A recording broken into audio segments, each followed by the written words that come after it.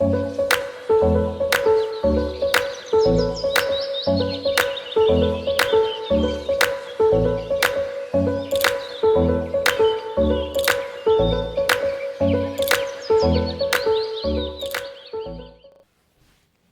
à tous, je suis Elodie et le Tulipe sur Instagram et sur Ravelry et je suis ravie de vous retrouver pour le 3e épisode de mon podcast créatif dédié au tricot et à la couture. Alors tout d'abord, je vous souhaite une très bonne année 2019, qu'elle vous apporte tout ce que vous souhaitez, que ce soit dans votre vie privée, dans votre vie professionnelle, dans vos loisirs, qu'ils soient créatifs ou autres. Donc comme à chaque fois qu'on démarre une nouvelle année, on prend ou pas des bonnes résolutions. Moi j'en ai pris quelques-unes et j'espère pouvoir m'y tenir. Donc bon à court terme, hein, parce que sur du long terme j'ai un peu de mal. Donc la première c'est de me remettre à la couture et ça comme je le disais juste avant c'est déjà fait. La deuxième c'est un no-buy jusqu'à la fête de la laine à Malakoff. Je ne veux pas acheter de laine jusque-là. Mes tiroirs débordent, je vais devoir déménager et là du coup j'ai tout sorti, j'en ai trop. Trop de tissu, trop de laine, donc aucun achat, même si c'est les soldes et qu'il va y avoir des tentations, pas d'achat jusqu'à fin février. C'est ma deuxième bonne résolution de 2019. Donc voilà, on verra bien, mais là je pense que je suis décidée à m'y tenir. Voilà, au programme de cet épisode, donc aujourd'hui il y aura du tricot, 3 projets terminés, mais en fait je vais vous en montrer un seul. 4 en cours. Ouais, 4 en cours. Il aurait pu même y en avoir plus, mais je me retiens. Et voilà, des nouveautés dans le stage qui sont arrivées en décembre. Donc mes bonnes résolutions sont tenues pour le moment. Et je vais vous faire aussi le point sur les cales auxquelles je me suis inscrite pour 2019, les cales qui durent sur l'année entière. Voilà, ça c'est la partie tricot. Et ensuite, en couture, je vous parlerai juste de ma dernière cousette. Ça prendra pas beaucoup de temps. Voilà, j'ai juste ressorti la machine euh, comme ça, sur un coup de tête. J'ai eu envie. Voilà. Donc on va commencer tout de suite avec ce que je porte aujourd'hui. Donc c'est le pull Stapelia de Marie-Amélie Designs, Marmelade. Bon, je vous ai déjà dit que j'aimais beaucoup tout ce qu'elle faisait. Celui-ci, donc il a été fait en 2018, je pense que c'était au mois de mai, je suis pas trop sûre. Et il a été fait avec la laine de The Wool is Kind, Angélique. Ce sont les tout premiers écheveaux de laine teinte à la main que j'ai achetés. Je les avais achetés fin 2017 et voilà, c'était les premiers que j'avais eu entre les mains. C'était vraiment pour moi important. Ils sont importants ces écheveaux. Et cette laine, elle est vraiment très belle. Donc c'est du 100% mérino, super wash. Et le coloris, donc c'est un vieux rose, c'est Wisteria. Voilà, un vieux rose nuancé, juste comme il faut. Super, j'avais pas alterné les écheveaux, il n'y a pas de démarcation. Vraiment super. Et donc le Stapelia, c'est une construction un peu boxy, vous voyez, avec les épaules tombantes là.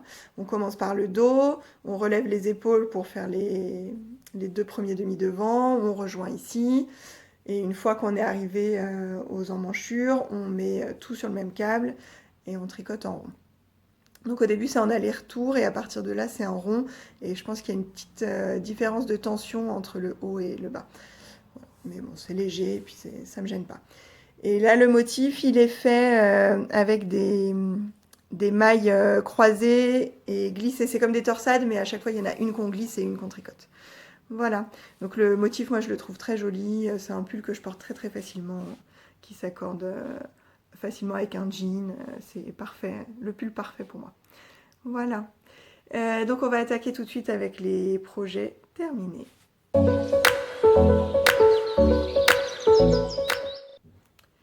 Alors, les 2 premiers projets terminés dont je vais vous parler et que je ne vais pas vous montrer, ce sont 2 bonnets Kobuk. Donc le Kobuk, c'est le bonnet de Kathleen Hunter, dont vous avez beaucoup entendu parler déjà si vous regardez des podcasts. Puis si vous suivez Instagram, hein, il y en a beaucoup qui sont passés là depuis le début de l'hiver. C'est normal, le patron est vraiment très très joli. Donc le patron, le bonnet, c'est celui-ci. Je ne sais pas si vous allez bien voir. Voilà. Donc c'est un bonnet de Kathleen Hunter. Pourquoi je ne peux pas vous les montrer? Tout simplement parce que ce sont des cadeaux de Noël, donc ils ont été offerts. J'en ai tricoté un pour ma sœur et un pour ma belle-mère. Alors moi, la première fois que j'ai entendu parler du bonnet Kobuc, c'était il y a déjà quelques temps, c'était il y a plus d'1 an, sur le podcast de Cécile Que font mes mains. Et vraiment, j'avais flashé dessus, j'étais sûre que je le ferais pour moi.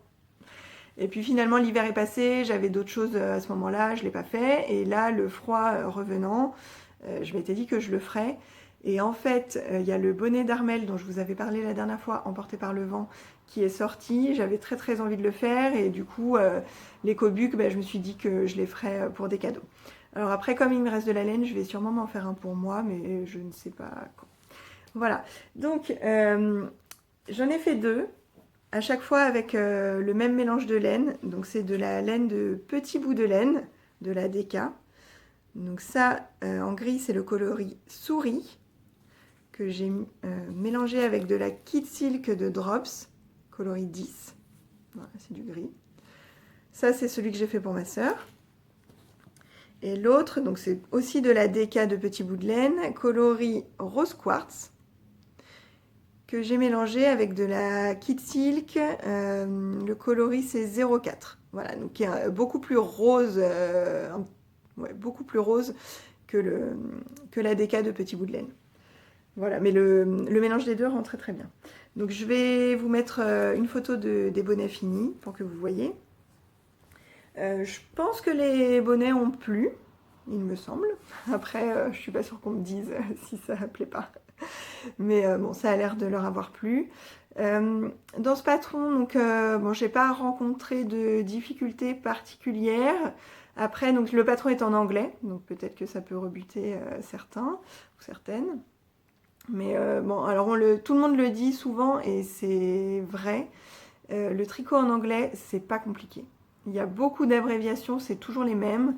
Et c'est pas comme en français où il y a beaucoup de blabla, où il faut lire beaucoup de choses. En anglais, c'est droit au but. Les abréviations, ça marche très très bien. Une fois qu'on comprend comment ça marche, c'est facile. Donc après, voilà, je pense qu'il ne faut pas hésiter à prendre des patrons en anglais, même si on n'est pas très bon en anglais, ce qui est mon cas. Moi, l'anglais, c'est pas ma tasse de thé. Après, je comprends quand même, mais voilà, j'aime pas trop ça. Mais il n'y a pas trop de blabla à lire, à comprendre. S'il y en a, il suffit de demander de l'aide. Hein. Je pense qu'il y a quand même une communauté sur Instagram, sur Ravelry, où on peut facilement trouver de l'aide. Donc, faut pas hésiter. Et puis, il y a beaucoup de lexiques avec les abréviations utilisées en anglais. Donc, il y a des lexiques, on peut les trouver sur Internet. Il y a sur le livre de Lise, Je me mets au tricot. Enfin, il y en a, on en trouve sur le bullet journal d'une tricopathe de Mélise. Il y a aussi. Enfin, c'est facile de trouver le lexique. Voilà. Donc le patron est en anglais, donc ça peut être une difficulté pour certaines. Après, au niveau des points utilisés, donc on monte les mailles. Alors moi j'ai fait un German Twisted Cast On, donc c'est un montage qui permet de garder une certaine élasticité. Donc ça c'est pareil, il y a des tutos sur YouTube, on trouve ça facilement. C'est pas le montage, il n'y a pas de montage préconisé dans le patron en fait, donc on fait ce qu'on veut. Après, il y a déco de torse. Ensuite, on attaque le motif. Alors le motif, il n'est pas décrit rang par rang, c'est un diagramme qu'on doit suivre. Donc dans le motif, il y a déco de torse, il y a du point de riz. Donc point de riz, c'est maille en droit, maille en vert. Et il y a des torsades qui peuvent se faire facilement sans aiguille auxiliaire, puisque c'est à chaque fois seulement 2 mailles qu'on croise. Donc moi, je les ai faites sans aiguille auxiliaire. Voilà, et enfin, il y a des noppes et des diminutions quand on attaque la couronne. Voilà les points qui sont utilisés. Après, tous les points sont expliqués. Qu'est-ce que je voulais dire sur ce bonnet? Oui, donc moi j'ai fait la taille adulte SM, donc c'est la taille du milieu. Et il y en a quelques-unes déjà qui avaient dit que du coup il était un peu trop long si on si on suivait à la lettre le patron. Du coup, une fois qu'on a fait le motif et qu'on passe au NOP, il y a une dizaine de rangs qu'on doit répéter 2 fois en fait. Et du coup, sur les 10 rangs, on fait 2 fois un rang de NOP. Et donc moi j'ai fait les 2 rangs de NOP une première fois. Et après j'ai seulement fait une demi-répétition du motif, donc j'ai fait un seul rang de NOP. Et après je me suis débrouillée pour attaquer directement la couronne et placer les NOP là où il fallait pour que ça se suive. Voilà, et comme ça, c'est au niveau de la taille, c'était parfait pour moi et pour ma sœur. Et pour ma belle-mère, à la base, je voulais faire pareil. Et en fait, j'ai tricoté. Et je me suis pas rendu compte que je tricotais plus que nécessaire. Et du coup, j'ai fait vraiment ce qu'elle dit de faire dans le patron. Donc les 2 répétitions. Et c'est vrai qu'il est un petit peu trop grand. Mais bon, c'est pas très grave. Voilà, mais en tout cas, si je le refais pour moi, je ferai avec la modification comme j'avais fait la première fois. Du coup, il me reste, j'ai utilisé en fait pour les deux un demi-écheveau de DK et une demi-pelote de mohair. Du coup là, il me reste vraiment la quantité que j'ai utilisée pour faire le bonnet. Et c'est pour ça que j'aimerais bien m'en faire un pour moi. Donc je pense que je vais utiliser exactement le même mélange que pour ma sœur et que celui-ci, je le ferai pour moi. Et du coup, de la laine que j'ai utilisée pour ma belle-mère, la rose, il m'en reste un tout petit peu moins parce que comme je vous dis, j'ai fait les 2 répétitions plutôt que d'en enlever la moitié d'une. Du coup, je pourrais pas refaire à l'identique. Et en fait, bon, le mélange me plaît, il n'y a pas de problème, mais cette laine qui est un petit peu nuancée, en fait, j'aimerais bien l'utiliser telle qu'elle, sans mettre de mohair avec.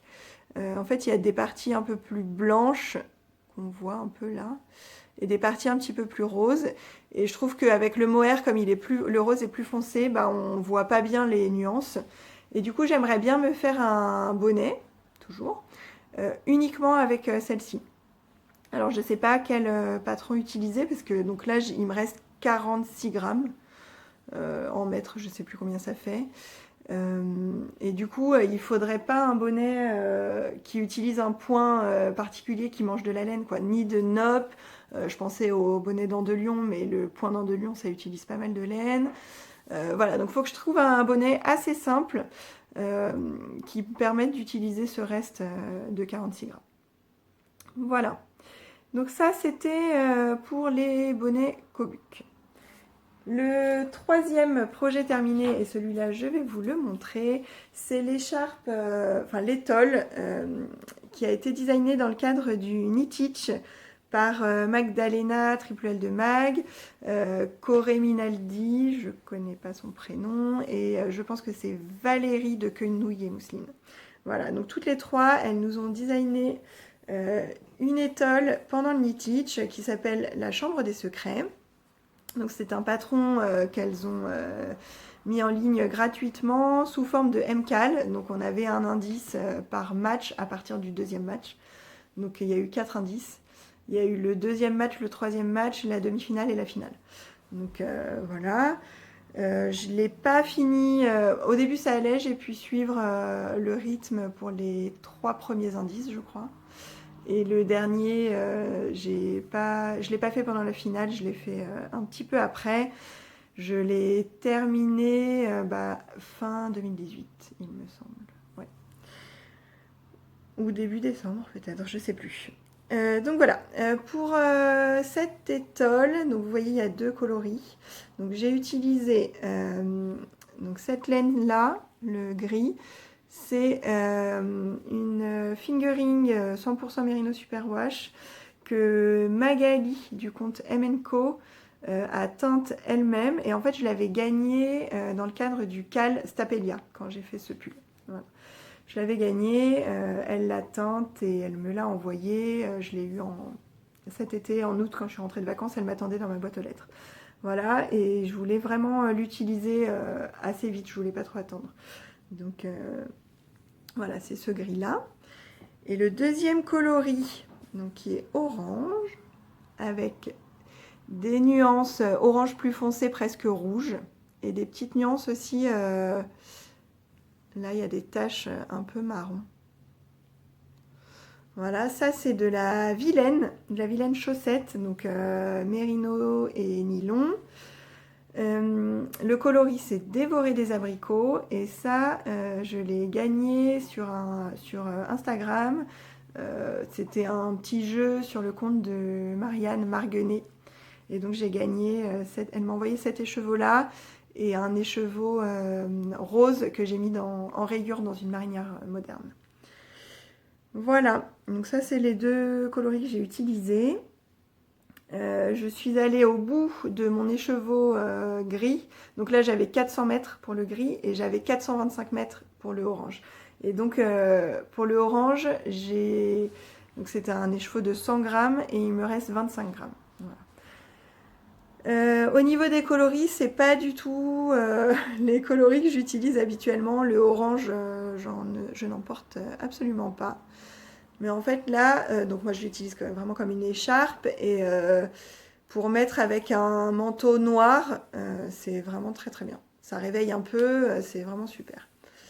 Voilà, donc je vous l'ai déroulé et je vais vous en parler section après section. Donc première section, c'était celle-ci. Donc c'est des petites torsades là qui dessinent un motif, très joli. Et ça, en fait, donc il y a toute une histoire autour de cette étole. Donc l'histoire, en fait, ça reprend l'histoire du deuxième tome de Harry Potter, puisque c'est la deuxième édition d'Uniteach. Et donc c'est la Chambre des Secrets.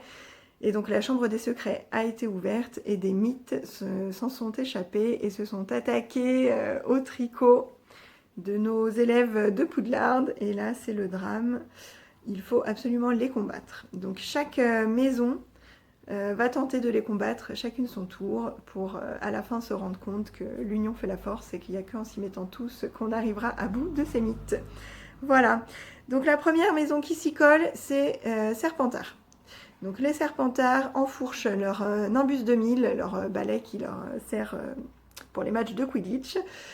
Et voilà, et ils essayent, donc en fait c'est la course-poursuite, tac, tac, tac, tac, tac, sur les Nimbus 2000, ils essayent de poursuivre les mythes et d'en venir à bout. Voilà. Donc ça c'est la première section. Donc ce sont des petites torsades qui se font pareil sans aiguille auxiliaire, avec une maille glissée, une maille tricotée. Alors au début, ça n'a pas été simple, hein, j'avais le nez sur le diagramme, d'ailleurs je pense même que sur les premiers rangs, c'est pas, je dois avoir fait des erreurs, parce que le début, on voit pas bien le début du motif là. Donc le début, ça n'a pas été évident, j'avais les yeux rivés sur le diagramme, et puis après au fur et à mesure, quand j'ai vu vraiment ce que ça donnait, ça a été très bien. Et c'est vrai que je me suis dit, oh là là, ça va être compliqué s'il faut... Donc pendant le tournoi de Uniteach, on essaye quand même de faire beaucoup de métrages pour rapporter des points à son équipe. Et là, je me rendais compte que ça n'avançait pas très très vite.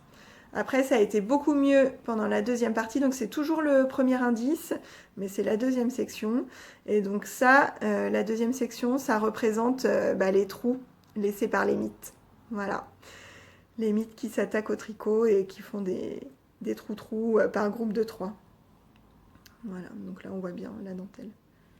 Et j'adore la dentelle sur cette partie, sur cette laine nuancée en fait. Je trouve ça super joli. Donc ça c'était le premier indice. Après, on passe au deuxième indice. Et là, ce sont les Griffons d'or qui prennent le relais. Et alors là, c'est une section où on fait des rayures. Alors, est-ce qu'on va voir quelque chose ? On fait des rayures et pendant les rayures, il y a ce qu'on appelle le point illusion. Donc c'est des rayures en point mousse. Oui, en point mousse. Donc le point mousse, quand on est en aller-retour, c'est que de la maille en droit. Et sur certaines parties, on fait des mailles en vert. Et du coup, ça permet de faire un relief. Et normalement, quand on regarde à plat, on doit voir un motif se dessiner. Mais en fait, là, on ne va pas du tout le voir. Non. Je vais pas réussir à vous le montrer. Même là, comme ça, à l'œil nu, je le vois pas. Alors, je sais pas où vous montrer. Bon, tant pis. Et en fait, ça dessine des des pattes de lion, puisque ce sont les griffons d'or. Non, on voit rien. Là non, sur le côté peut-être. Hop là. Non, on voit rien. Bon, c'est pas grave. Donc là, comme ça, à l'œil nu, on voit des rayures, donc c'est joli.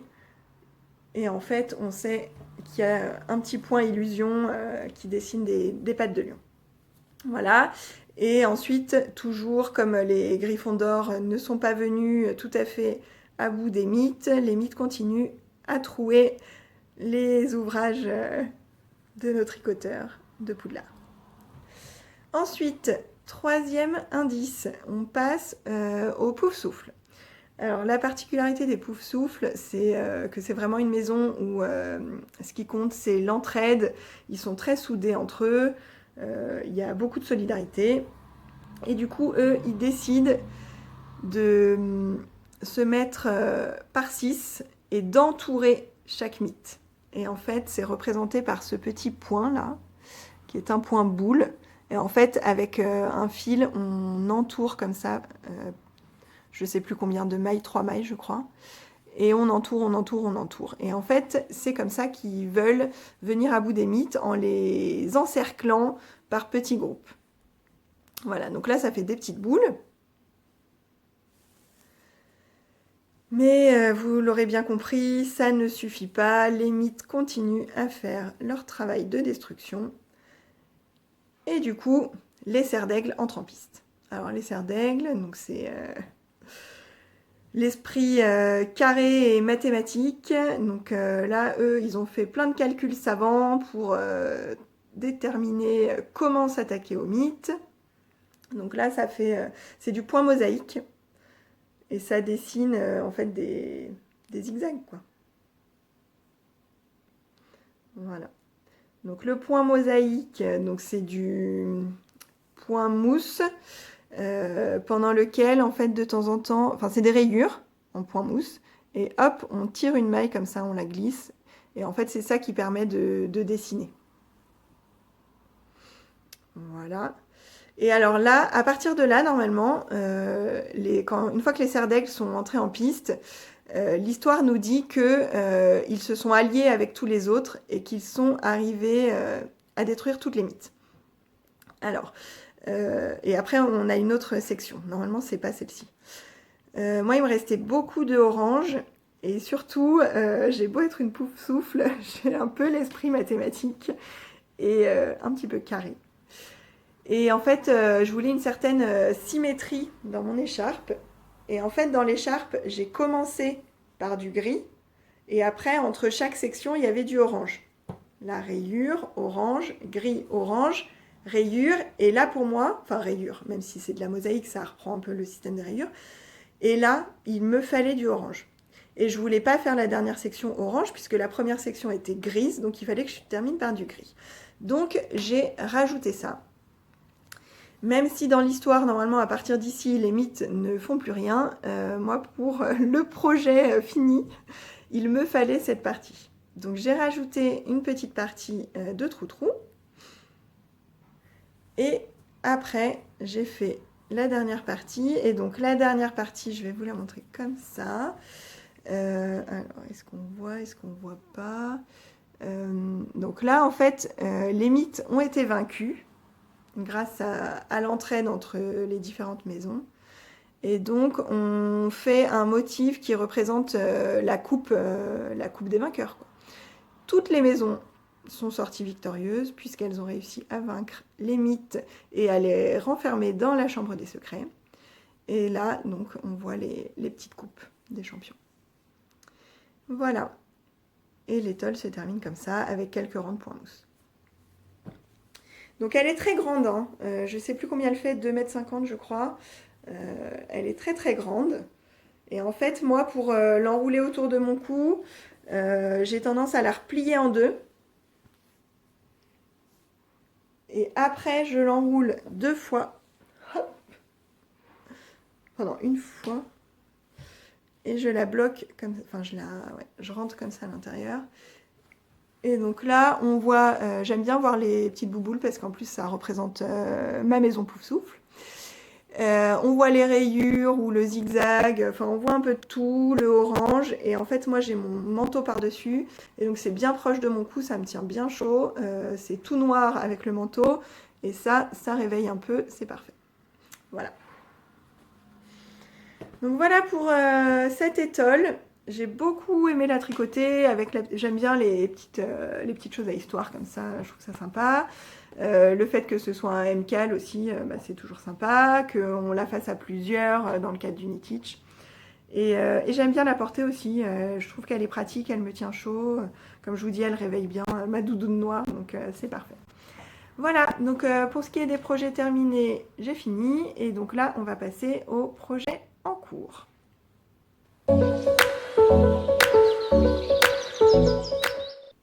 Alors, les projets en cours. Donc j'ai 4 projets en cours qui ont tous été démarrés après le dernier épisode. Donc je me suis débarrassée de tous les encours que j'avais. J'en ai monté 2 en décembre 2018 et 2 le 1er janvier 2019 pour bien démarrer l'année. Voilà, donc ce ne sont pas des vieux en cours, mais j'en ai 4 et du coup comme ils sont tous assez récents, ils sont tous vers le début. Donc là je ne vais pas avoir de projet fini pendant quelques temps. Voilà, donc ça c'est le problème d'avoir plusieurs en cours en même temps, c'est qu'on a l'impression de pas trop avancer et on n'a pas beaucoup de projets finis au début, mais après par contre ils vont tous être finis à la suite les uns après les autres. Donc ça sera chouette. Alors, je vais vous les montrer par ordre chronologique. Donc le plus ancien qui est ici dans le sac d'MJ, c'est le pull Pigamon de Marie-Amélie Design, encore et toujours, dont je vous avais parlé la dernière fois en projet à venir. Donc je l'ai bien débuté après le dernier épisode. Ce pull, je le fais avec Justine et Marjorie, donc des comptes Made by Ju et Mazounette.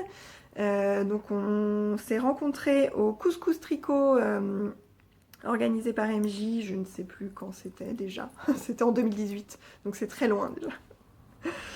Et suite, enfin voilà, on a fait connaissance là-bas et puis on parlait des patrons de Marie-Amélie, on parlait des patrons qu'on avait envie de faire et toutes les trois, on a eu envie de faire le Pigamon.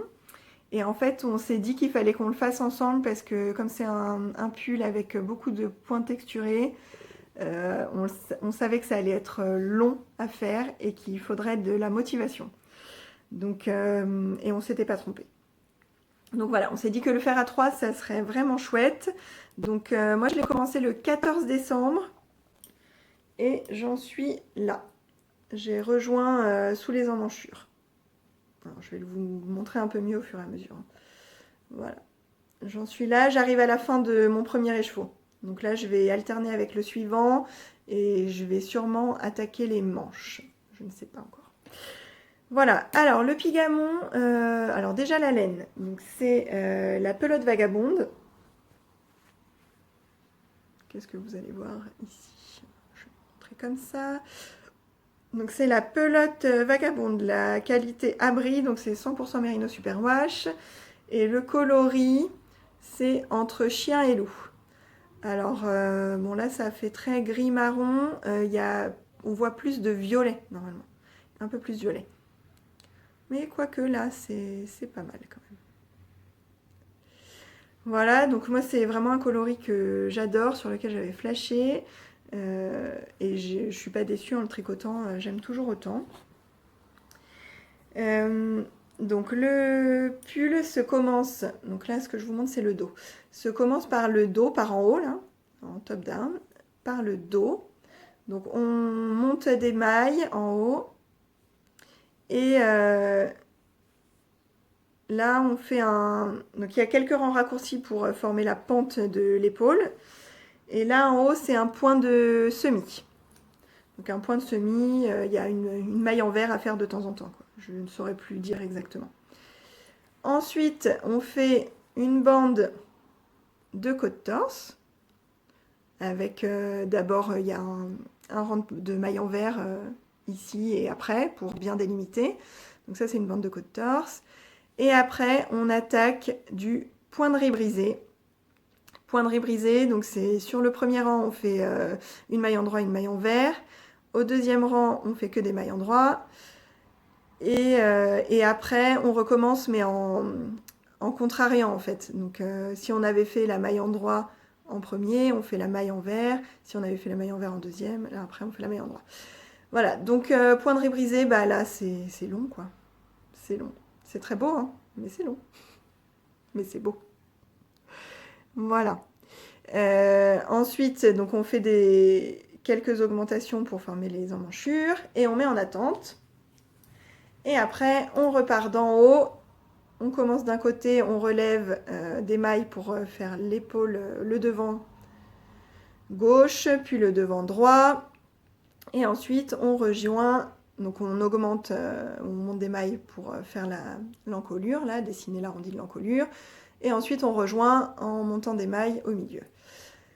Donc le début, pareil, c'est du point de semis. Et ensuite, il y a la même bande de côte-torse, mais en fait, celle-là, devant, elle dessine un V. Alors, attendez, il faut que je le mette bien. Là, on voit rien. Bon, je crois pas que je vais réussir à bien vous le montrer. Parce que le câble, là, il se tord. Et là, voilà, là, on voit. Et donc là, les côtes-torse, ça dessine un V. Donc, parfois, sur le même rang, on peut avoir du poinderie brisé, parce qu'on a commencé, le poinderie brisé, les côtes-torse, le point de semis, encore des côtes-torse, encore du poinderie brisé, et en même temps, on augmente pour les emmanchures sur le côté. Donc il y a vraiment beaucoup de choses à penser en même temps, faut être archi concentré. Je pense que c'est vraiment pour l'instant le pull le plus complexe que j'ai eu à faire. Après, complexe, ça reste des points simples, hein. C'est de la maille endroit, de la maille envers, de la maille torse, des augmentations. Donc il n'y a rien de difficile, seulement comme on fait plusieurs choses sur le même rang, il faut vraiment être concentré, quoi. Savoir où on en est du poinderie brisé pour se caler sur le rang d'avant, savoir où on en est dans le diagramme pour les côtes-torse, savoir où on en est dans le point de semis, enfin voilà. Et ne pas oublier d'augmenter pour les emmanchures, parce que moi ça au début j'avais oublié, donc il a fallu que je redéfasse un petit peu et que je recommence. Voilà, c'est quand même complexe. Donc là je suis bien contente d'avoir fini le V en côte-torse. J'ai rejoint sous les emmanchures. Là, j'en suis ici sous les emmanchures. Voilà. Donc j'ai pas fait beaucoup, hein. Mais là c'est une mer de poinderie brisée. Donc là c'est voilà, ça va être vraiment très long. Et là toutes les trois, on est alors les autres ont un peu plus avancé, mais par contre on en est psychologiquement au même point à se dire que ça va être long. Ce corps là, très très long. Du coup, moi, je pense que pour casser un peu la monotonie, donc là, j'arrive presque au bout de mon premier écheveau. Je vais alterner avec mon deuxième écheveau. Je vais faire quelques rayures. Et puis, je vais commencer une manche. Et donc, la manche, c'est ce qu'on appelle des manches montées. Donc, voilà, il y a vraiment une emmanchure comme ça. Et on doit former l'arrondi de l'épaule en faisant des rangs raccourcis. Et ça, je l'ai fait une seule fois sur un pull enfant. Et je trouvais que les rangs raccourcis, ça se voyait pas mal. Donc là, c'est un peu la petite pression que j'ai sur ce pull, c'est d'essayer de bien faire les manches avec les rangs raccourcis. Je pense qu'il faut bien serrer. Donc c'est des German Short Rows que je vais faire. Et je pense qu'il faut bien serrer quand on fait la maille double pour que ça se voit le moins possible. Donc voilà, j'aimerais bien faire une manche, continuer le corps, faire une deuxième manche. Je pense que ça sera plus facile pour pas trop s'ennuyer dessus. Voilà. Je pense que c'est tout pour celui-ci. Oui, c'est tout. Je pense que j'ai tout dit. Et donc, on va passer au deuxième en cours. Et le deuxième en cours, donc je l'ai monté le 23 décembre dans le cadre de la Caston Party de Noël organisée par Magdalena, triple de mailles. Et je vous en avais parlé aussi, je vous avais dit que je le ferais à ce moment-là. Et c'est le châle Shirahoshi de Marguenet. Alors je l'ai très peu avancé, vous verrez. Je vais vous en parler rapidement parce que je l'ai tellement peu avancé que je vais vous redire la même chose que je vous avais déjà dit quand je vous avais montré les laines. Du coup, ce patron, donc c'est un châle de Marguenet. C'est elle qui m'a offert le patron dans le cadre des vœux laineux, parce que je l'avais mis dans ma wishlist Ravelry. Et les écheveaux que j'utilise, donc c'est de la single de La Fée-Fil en fingering. Voilà, La Fée-Fil. Et les deux écheveaux, c'est aussi elle qui me les a offerts. Alors, j'ai un rose et un gris. Et donc le rose, le coloris, c'est de Reims, en référence au biscuit de Reims, au biscuit rose, je pense. Et celui-ci, c'est Lancé de Menhir. Voilà, donc c'est Marianne qui me les a offerts. Je n'avais jamais tricoté de single, j'en avais jamais même touché. J'aime beaucoup. C'est vraiment très doux, ça se tricote très facilement. J'aime beaucoup le tricoter pour le moment. Donc je vous montre mon avancée, vous allez voir, c'est pas fulgurant. Voilà où j'en suis, il faut que je vous montre le bon côté. Là, c'est là. Voilà mon avancée. Vous voyez, il n'y a pas grand chose. Donc c'est un châle qui se commence par la pointe ici. On monte quelques mailles. Et en fait, d'un côté, on augmente. Donc c'est une augmentation double qu'on fait d'un côté. Et de l'autre côté, un rang sur 4, on fait une simple diminution. Donc en fait, on augmente tous les 2 rangs de 2 mailles d'un côté. Et on diminue tous les 4 rangs d'une seule maille de l'autre côté. Donc en fait, on augmente 3 mailles tous les 4 rangs, concrètement. Si je dis pas de bêtises. Voilà, donc là il y a une première partie unie. Donc dans le premier coloris, j'ai choisi de mettre le rose en premier. Et après, on intègre la deuxième couleur sous forme de rayures. Et dans ces rayures, on fait ce qu'on appelle des bulles, enfin ce que Marianne appelle des bulles. Donc les bulles, c'est ça. Et en fait, ça se fait par des rangs raccourcis. Hop, hop, hop, hop, et on repart. Voilà. Et donc au début, les rayures sont serrées, puis de plus en plus espacées. Et les bulles, on les décale à chaque fois de quelques mailles. Voilà, là, la dernière, elle est en bout de rang. Donc là, j'ai fini la première section de rayures à bulles. Après, je vais attaquer une section, je pense, unie grise. Et après, je mettrai des rayures roses dans le gris, avec des bulles toujours. Voilà. Donc je suis contente de mon début, il n'y a pas de souci. Bon, sauf que j'ai pas beaucoup avancé et j'aimerais bien pouvoir avancer plus. Mais avec 4 en cours, forcément, ça n'avance pas vite. Mais je suis très contente de mon début, ça me plaît, tout va bien. Voilà, j'ai pas eu de difficultés. Donc c'est du point mousse, donc ce ne sont que des rangs, des mailles en droit. Les bulles, je vous l'ai dit, ce sont des rangs raccourcis. Et il y a une augmentation double tous les 2 rangs, donc sur chaque rang droit, qui est expliquée dans le patron. Et une diminution tous les 4 rangs, qui est aussi expliquée dans le patron. Donc il n'y a aucune maille compliquée, c'est 100% accessible à des débutantes.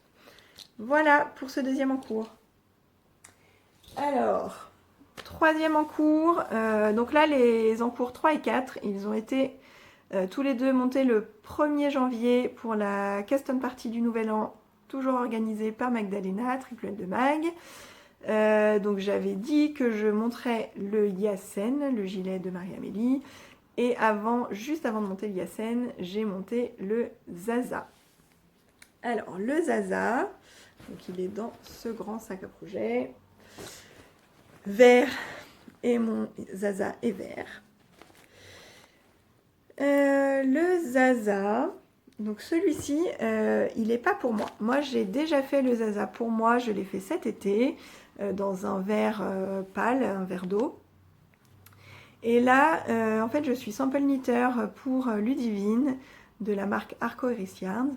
Donc ça veut dire qu'elle m'a envoyé la laine pour tricoter un modèle qu'on a choisi ensemble, donc le Zaza, en taille L, donc j'ai 4 écheveaux. Et donc je dois le tricoter pour le 15 février au plus tard. Et en contrepartie, j'aurai l'équivalent de la laine que j'ai tricotée en fait. Donc soit je choisis par 4 écheveaux de la même base, soit j'ai un bon d'achat et je choisis ce que je veux. Voilà, en termes de coût, ce sera l'équivalent de ce que j'ai tricoté. Donc elle a besoin qu'on l'aide à tricoter des modèles avec ses laines pour la fête de la laine qui aura lieu à Malakoff en février, pour soit les porter, soit les exposer. Donc d'autres personnes font par exemple des châles ou des petits accessoires, des chaussettes, en différentes bases, différents coloris, et comme ça, voilà. C'est plus facile d'acheter de la laine quand on voit le rendu, en fait. Quand on voit juste les chevaux, c'est pas forcément très parlant. Et donc là, ça lui permet d'exposer des modèles faits dans différentes bases, différents coloris, parce que c'est pareil, les coloris, quand c'est nuancé et qu'on les voit en écheveau, qu'on les voit en écheveau, on a du mal à voir ce que ça peut rendre, tricoter. Donc c'est voilà, pour elle c'est intéressant qu'il y ait des modèles faits avec ses laines, et bien sûr elle peut pas éteindre beaucoup d'écheveaux pour préparer Malakoff et en même temps tricoter plusieurs modèles pour les exposer. Donc elle fait appel à de gentilles tricoteuses qui ont bien envie de l'aider. Voilà. Alors ça c'est pour la laine, je vous ai pas dit, je vous ai pas montré. Cette laine, donc Arcoiris Yarn, c'est la base Cusco, 70% baby alpaga, 20% soie, 10% cachemire. Donc la base, c'est pas moi qui l'ai choisie, hein, c'est elle qui m'a envoyé ce qu'elle voulait. Et le coloris, c'est fourche langue, et pareil, c'est pas moi qui ai choisi. Alors, c'est pas moi qui ai choisi, la base Cusco, je vais pas me plaindre, hein, du tout. C'est quand même super doux, du baby alpaga, de la soie, du cachemire, enfin franchement c'est un bonheur de douceur. Et le coloris, donc fourche langue, alors je crois que je l'avais déjà dit, le vert c'est pas ce que je porte au quotidien, mais le vert foncé, le vert sombre, ça va. Oui, j'aime bien. Puis de toute façon, c'est pas pour moi et j'ai aucun problème à tricoter, même des coloris que je porterais pas moi, ça me pose pas de problème de les tricoter, hein. Même si elle m'avait envoyé du moutarde que je n'aime pas du tout, ça m'aurait posé aucun problème de tricoter. Voilà. Et du coup, non, d'ailleurs, c'est même plus facile parce que quand il faudra que je lui renvoie, quand il faudra que je m'en sépare, tant mieux si c'est pas un coloris que je porterai moi. Sinon, j'aurais eu trop envie de le garder. Voilà, donc ça, c'est fourche langue, le coloris. Et donc, c'est un vert sombre avec des nuances plus foncées et plus claires. Voilà. En fait, ça se voit pas forcément comme ça en cake ou en écheveau, mais il est nuancé. Et c'est pour ça que c'est important qu'elle ait des modèles à exposer, en fait, pour qu'on se rende mieux compte. Voilà. Alors, le Zaza, j'ai fait tomber mon bout d'écheveau. Pareil, j'en suis arrivée presque au bout de mon premier écheveau, et là, ça va être le moment d'alterner. Alors, il est sur un petit câble, donc je ne vais pas pouvoir beaucoup le déployer. Et puis la dentelle, pour l'instant, elle ne se voit pas bien. Donc, je vous montre juste comme ça et je vais vous détailler un peu mieux après. Le Zaza, on le commence par le dos. Donc, même construction que ce que je vous ai montré avant. J'ai plein de fils qui dépassent. On le commence par le dos. Donc, on monte des mailles à l'encolure, enfin, sur tout le dos. On fait la dentelle. Alors, je vais tirer un peu dessus pour vous la montrer un peu plus déployée. On va rien voir du tout. Ah, si, c'est mieux comme ça. Voilà la dentelle du Zaza. Peut-être qu'il faut que je la mette sur la partie blanche, sur le mur derrière. Non, j'arrive pas. Bon, là, vous voyez mieux déjà. Donc ça, c'est la dentelle qui se fait sur 10 mailles et 10 rangs. Donc on la répète tout le temps. Elle est assez simple et elle est facile à mémoriser. Moi, je regarde là, j'ai plus besoin du diagramme pour faire la dentelle, hein. Enfin là, en même temps, je l'ai fini. Mais voilà, quand je finissais, j'avais vraiment plus besoin du diagramme. Elle se mémorise très facilement. C'est une dentelle où il y a des jetés, des deux mailles ensemble et GGT, Glizzy Tricote, ou SSK en anglais. Voilà. Et voilà, il y a juste un rang où il y a une double diminution centrée, donc ça c'est... Enfin, c'est expliqué dans le patron, donc en fait, il n'y a rien de compliqué. Voilà. Donc on monte des mailles, on fait la dentelle du dos, ensuite on relève des mailles aux épaules pour faire le devant. Donc on commence par un côté. Là, on relève des mailles en fait. Où est-ce qu'il est mon... Si je vois pas le rang où j'ai relevé, c'est que c'est plutôt bien fait. C'est ici, au milieu là. Là où il y a les deux parties de dentelle en symétrie, c'est là que j'ai relevé. J'ai quand même passé 1 heure à relever mon épaule. Parce que comme on relève sur de la dentelle, sur des endroits où il y a eu 2 mailles ensemble, ou en GGT, et on relève aussi sur des endroits où il y a eu un jeté, c'est pas évident. Voilà. C'est pour moi la seule difficulté de ce modèle, c'est ça. Voilà. Ensuite, bah pareil, on déroule la dentelle, on fait des augmentations pour former l'encolure. On prend l'autre épaule, on repasse 1 heure à relever ses mailles sur la dentelle. Alors, voilà, pareil, là où c'est en symétrie, c'est là où j'ai relevé. On relève, on fait sa dentelle, on augmente. Ensuite, on rejoint les deux côtés en montant des mailles au milieu. Et à partir de là, en fait, on va arrêter la dentelle sur le côté.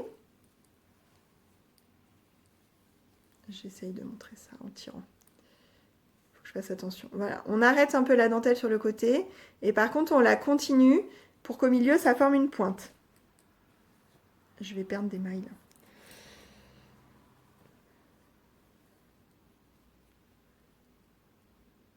Voilà, au milieu, on continue le motif et sur les côtés, il n'y est plus en fait. Voilà, et ça va former une pointe. Bon, on voit très mal. Et là, je viens de terminer le tout dernier motif qui est à la pointe. Et là, ça y est, c'est parti. On rejoint sous les emmanchures quand on est arrivé au bon nombre de centimètres. Et ce sont en fait des emmanchures tombantes, c'est exactement comme ça. Les emmanchures vont arriver là en fait. Voilà. Et là, bah, je suis partie pour une mère de Jersey en rond. Donc, c'est vraiment ce que je voulais, le point que je voulais atteindre, c'était ça.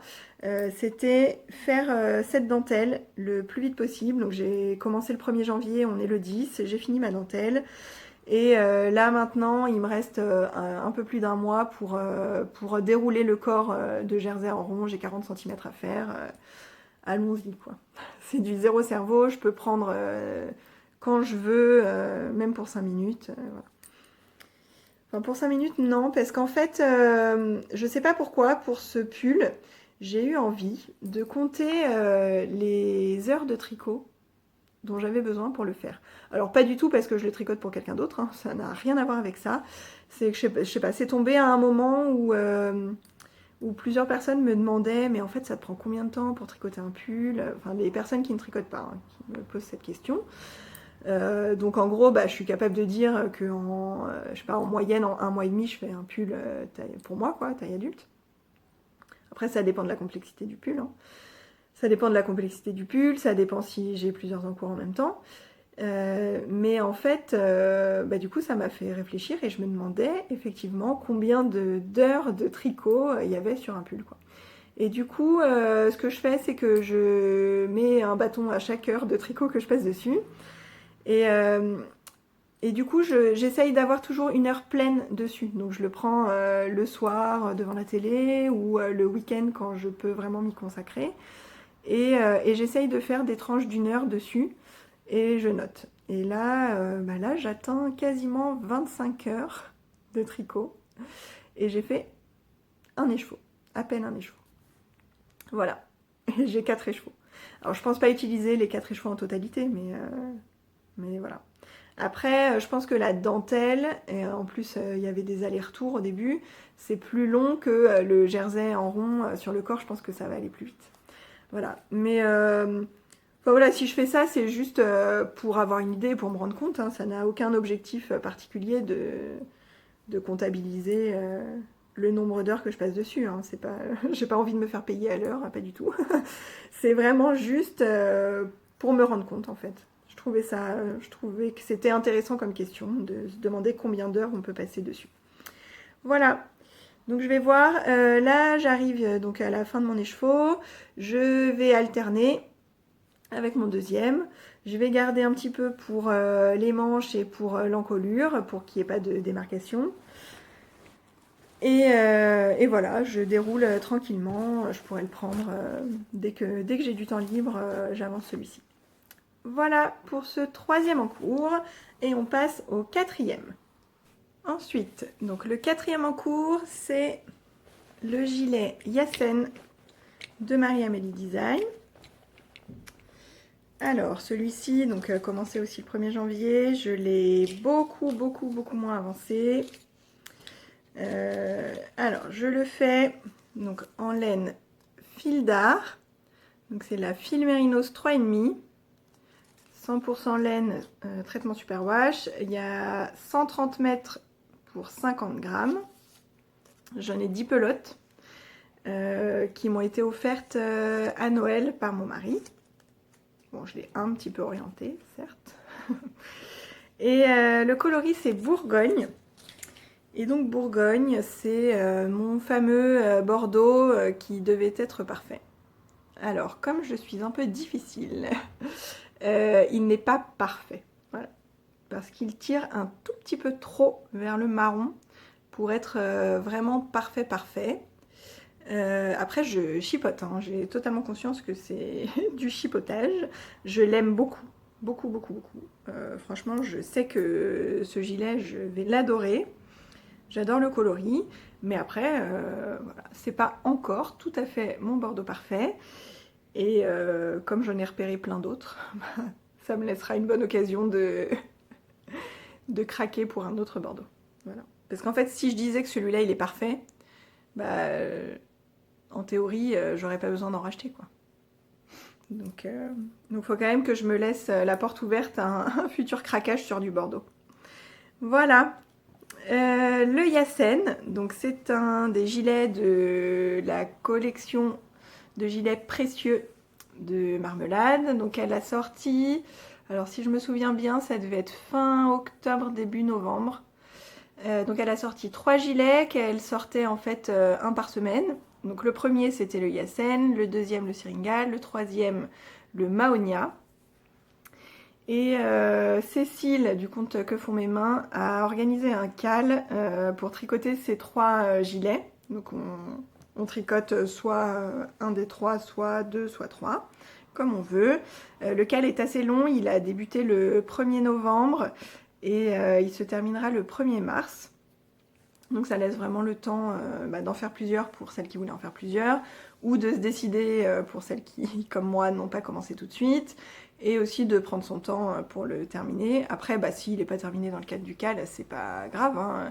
Le cal, c'est sympa parce qu'on échange sur le forum, qu'on peut trouver de l'aide si on est bloqué quelque part, qu'on discute, qu'on montre notre avancée et tout, donc c'est chouette, mais après s'il n'est pas fini dans le délai, tant pis, hein, il sera fini plus tard, c'est pas très grave. Voilà. Donc ce gilet, il a une construction assez particulière, c'est-à-dire qu'on commence par tricoter une manche, et en fait on la tricote du cou vers le poignet. On tricote comme ça en fait, dans ce sens-là. Donc c'est assez particulier. Donc on commence par le côté droit, si je me souviens bien. Et en fait, donc d'abord on monte des mailles ici, là. Mais en fait, c'est pas du tout le haut de quelque chose. En fait, ça se place comme ça.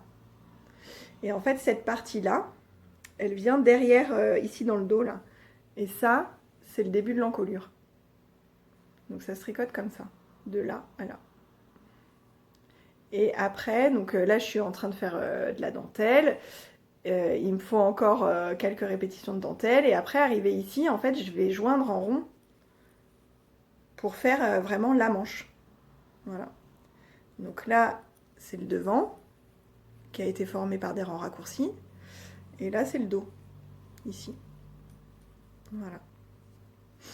Donc c'est assez particulier hein, comme construction. Au début, on monte ici et bêtement, on pense qu'on est dans ce sens-là, quoi. Mais pas du tout. On est comme ça. Voilà, donc c'est de la dentelle sur les manches. Les manches sont entièrement en dentelle en fait. Et la dentelle, elle est comme ça. Voilà, et du coup, elle se portera comme ça. Au niveau de la difficulté de la dentelle, aucune difficulté. Des mailles endroits, des jetés et des mailles ensemble ou GGT. Aucune difficulté. C'est très facile, ça se retient très facilement. Donc là, comme je vous disais, on a tricoté un petit peu du dos. On monte des mailles en plus ici et on fait des rangs raccourcis pour former le V du décolleté. Là, voilà, je suis en train de faire mes rangs de dentelle tranquillement. Voilà, aucune difficulté. Et après, je rejoins et je vais tricoter en rond la manche. Enfin, il me semble, j'ai pas tout lu le patron, hein, mais il me semble que c'est toujours la même dentelle jusqu'au poignet, quoi. Donc, et une fois qu'on aura fait ça, donc on relèvera des mailles ici et on partira pareil de l'autre côté. On montera le dos, on rajoutera des mailles ici, on rejoindra sous la manche et on tricotera l'autre manche. Et après, une fois qu'on a du coup cette partie-là, quoi, hop, il me semble hein, qu'on relève des mailles tout le long ici. Et après, on déroule le corps du gilet en aller-retour jusqu'en bas. Et le gilet, il me semble bien qu'il est en jersey, tout simple. Voilà. Après, il restera à faire la bande d'encolure tout le long comme ça. Et ce sera fini. C'est pas tout de suite hein, que ce sera fini. Voilà, donc ce gilet, je le tricote pas beaucoup en ce moment. Mais comme la dentelle est très simple, j'ai pas de difficulté à m'y remettre, même si je l'ai pas tricoté pendant 3-4 jours. Je peux le reprendre, faire une répétition de 8 rangs de dentelle. C'est vraiment très facile. Je suis pas perdue quand je le reprends. Voilà. Bon, je crois que c'est tout. Donc j'ai terminé avec les projets en cours. Et là, je vais aller chercher les enfants à l'école, on va manger et je reprendrai en début d'après-midi quand je les aurai redéposés. A tout à l'heure!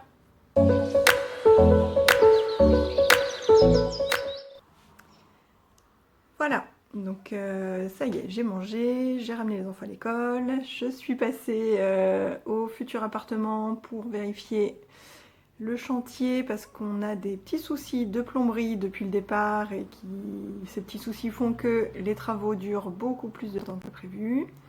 Là, ça a l'air d'aller, on croise les doigts pour que ça tienne. Voilà, vous vous en fichez complètement, mais c'est pas grave. Et donc me revoilà pour... alors je vais pas vous parler de projets à venir, vu les encours que j'ai pour le moment et leur avancement, je suis pas prête de monter d'autres projets, même si je me retiens, hein, parce que je monterais bien une paire de chaussettes, un bonnet, bon j'ai plein d'envie, hein, ça manque pas. Mais le temps manque, donc on va rester sur ces 4 encours là, et tant que j'ai pas fini ça, je ne monte rien d'autre. Voilà, par contre, j'ai quelques nouveautés qui sont arrivées dans mon stash. Alors, 2019, c'est no buy pour le moment, oui, je m'y tiens. En revanche, je vous ai pas montré certaines choses qui sont arrivées en décembre. Donc, d'abord, il y a eu, dans le cadre des vœux laineux, j'ai reçu un écheveau de laine à teindre. Donc c'est celui-ci. Donc ça vient des laines de Bibounette. Et c'est Aurélie du compte Steinberger Knits qui me l'a envoyé très gentiment. J'espère que je prononce bien, hein, sinon tu me diras. Donc apparemment, elle avait profité de certaines promos pour se faire un petit stock de laine à teindre. Et puis elle n'a pas encore attaqué la teinture. Et moi j'ai bien envie de tester la teinture là en 2019. Je pense qu'après le déménagement, avec un peu plus de place, ça serait bien d'essayer. J'ai bien envie d'essayer et je vais le faire. À la base, je voulais me faire offrir à Noël une box teinture de chez Lily Neige. Et puis bah, finalement ça s'est pas fait. Mais je vais attendre un peu d'être sûre. En fait quand je voudrais vraiment me lancer, j'investirais soit dans une box, soit dans les colorants de chez Lily Neige. Je ne sais pas encore, mais en tout cas, ça devrait pas trop tarder. Au pire, ça attendra mon anniversaire en avril, quoi. Mais j'aimerais bien le faire assez rapidement. Donc, bah Aurélie, vraiment, je te remercie. C'est vraiment super gentil à toi. Si ça se trouve, on fera ça au même moment, qui sait. Et du coup, donc cette laine, c'est de la laine à chaussettes, 75% mérino superwash, 25% nylon, et il y a 425 mètres au 100 grammes, c'est une fingering. Voilà, donc je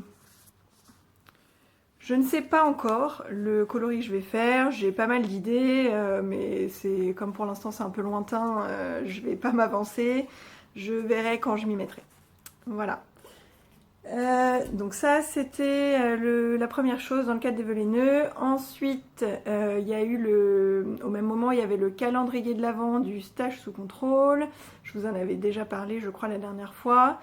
C'est Alice du compte Merveilleuse Alice qui était chargée de me préparer mon calendrier de l'Avent et moi je lui en ai préparé un. Et en fait, pour le jour du 24 décembre, on devait mettre un écheveau. Donc l'écheveau que j'ai reçu pour le 24, c'est celui-ci. Vous voyez que ça brille? J'essaie de le faire bouger avec les reflets de la lumière, normalement vous le voyez. Donc c'est du gris, bien nuancé, gris-bleu un peu. Avec de la stélina dorée. Très très très beau. La laine est bien retordue, hein. Je ne sais pas si vous voyez là. Ouais, la laine est bien retordue. Alors il n'y a pas l'étiquette, du coup je lui ai demandé ce que c'était. C'est de la Trélise et c'est la base Asteria je crois. Donc fingering avec de la stélina dorée. Voilà. Donc ça c'est ce que j'ai eu pour le 24. Et tout au long du calendrier de l'Avent, on avait des petits mini ou des restes. Et elle m'a notamment envoyé des mini de tôt le matin, que je trouve vraiment très très beau. Et j'aimerais bien trouver une façon de les associer tous là. Donc je sais pas, si vous avez des idées de châles avec un seul écheveau et des mini, ce serait super. Parce que là pour l'instant je sais pas trop. Après s'il faut 2 écheveaux, je peux lui trouver un copain. Parce qu'il y avait le Solaris, je pense, qui utilise plusieurs mini, je crois. Mais je pense que c'est 2 écheveaux qu'il faut. Voilà, je sais pas trop. Après, je pense qu'il y a plein de châles qui peuvent s'adapter en fonction de la laine dont on dispose. Donc, faut vraiment que je me penche sur le sujet. Mais voilà, ça, je veux vraiment que ça aille ensemble parce que ce sera le châle de mon calendrier de l'Avent, quoi. Le châle d'Alice. Tout simplement. Voilà. Ensuite, qu'est-ce que j'ai eu d'autre? Ah oui, bah après, donc le 24, le matin, j'ai ouvert mon écheveau, là, mon dernier jour du calendrier de l'Avent. Et ensuite, je suis allée passer Noël chez mon frère, enfin le réveillon de Noël chez mon frère. Et là, j'ai eu la surprise, en ouvrant les cadeaux le soir, de trouver un paquet que mon frère avait préparé pour moi, au pied du sapin. Il faut savoir qu'il y a à peu près un an, hein, quand mon frère a découvert que je tricotais, pour lui c'était inconcevable le tricot, il comprenait pas quoi.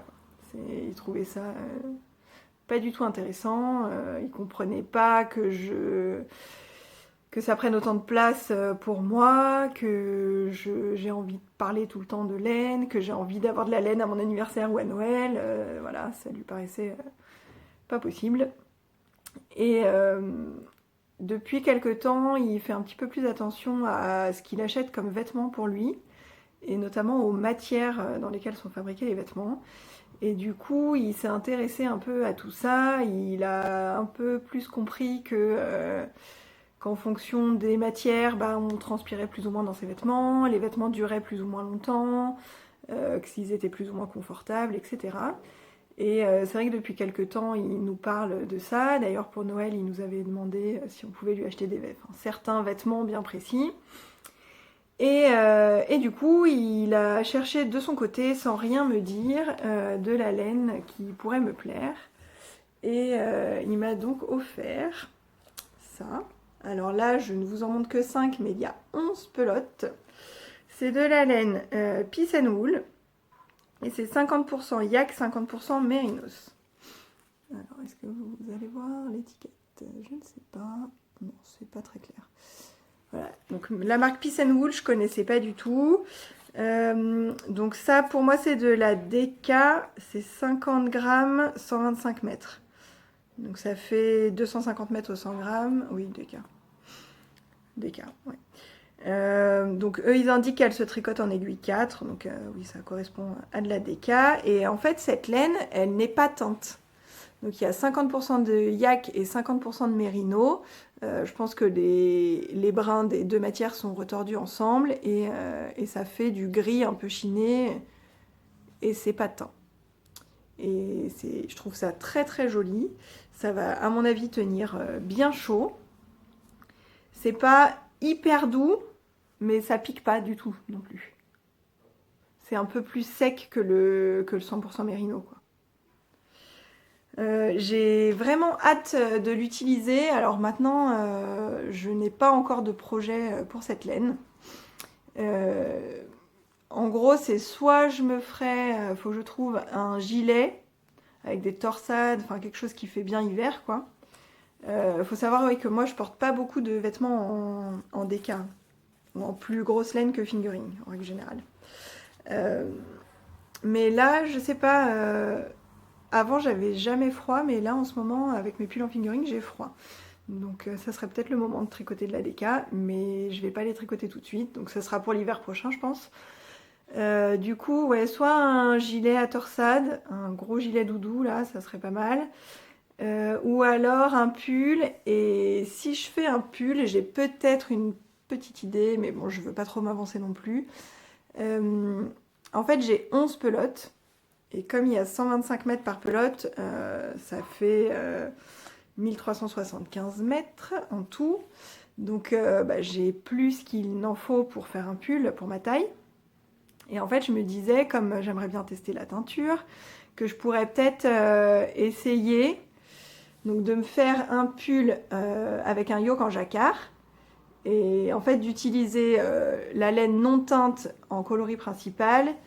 Et de garder une pelote que je séparerais en deux et que j'essayerais de teindre. J'aimerais bien, vous allez rire, j'aimerais bien teindre la moitié en bordeaux et la moitié en bleu pétrole. Et après, il faudrait que je trouve un petit reste d'une laine équivalente mais blanche, enfin blanche ou écrue quoi. Peut-être chez des Rerum Natura, ça pourrait être un peu équivalent, je sais pas trop. Et comme ça me ferait un jacquard avec bordeaux, bleu pétrole et crème. Ça serait super joli, je pense. Et dans ces cas-là, peut-être, parce que c'est un modèle que j'avais envie de faire, mais voilà, je sais pas trop, peut-être le Lighthouse. Tout ça, c'est beaucoup de peut-être. Donc, à voir. Mais en tout cas, j'étais hyper surprise de son cadeau et hyper heureuse, quoi. Enfin, j'ai trouvé ça super, déjà qu'il se renseigne tout seul de son côté. Il a choisi volontairement que ce soit du yak et mérino. Voilà.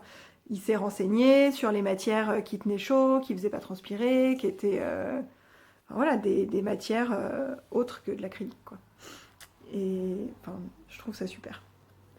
Voilà. Donc ça, c'était mon cadeau de Noël qui m'attendait au pied du sapin le 24 au soir. Et le 25, le midi, on a encore mangé chez mon frère. Et quand on est rentré le soir, le Père Noël était passé à la maison. Et c'est là que j'ai trouvé mes pelotes de fil d'art coloris Bourgogne. Voilà, donc Noël a été laineux de mon côté, c'était chouette. Voilà pour les nouveautés dans le stash. Ensuite, oui, je voulais faire un point sur les cales auxquelles je me suis inscrite en 2019, enfin, pour l'année 2019.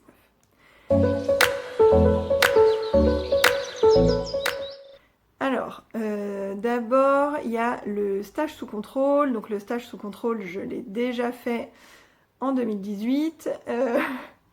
Résultat, donc en fait, ça marche par un système de points. On part de 0 en janvier.